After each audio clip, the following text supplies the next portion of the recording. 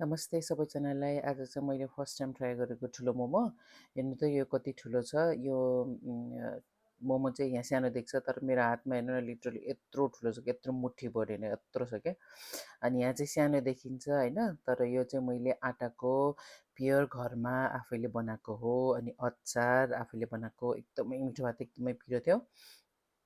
अनि मैले यो भोइस ओभर गर्दा गर्दै यो भिडियो हेर्दा पनि कस्तो मुखमै पानी आउँछ कि यति मिठो भएको थियो, यति जुसी भएको थियो। तर सबै जुस सबै यसमा गयो, निस्क्यो क्या सबै। अनि धेरै पकाएर चाहिँ तल पुरै निस्क्यो।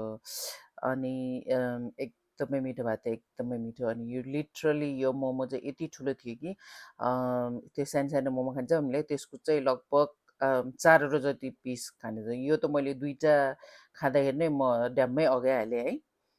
तर एकदमै मिठो भएको थियो। यो देख्न सक्नुहुन्छ, यहाँ मेरो हातले हेर्नु नि त्यहाँ यत्रो ऊ लिनै नसकेको, यस्तरी गजब्नु पऱ्यो कि मैले।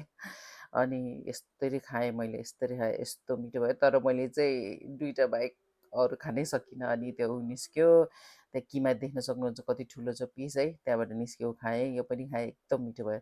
हजुरहरू पनि इन्जोय गर्नुहोस्, घरमा बनाएको एकदमै मिठो हुन्छ।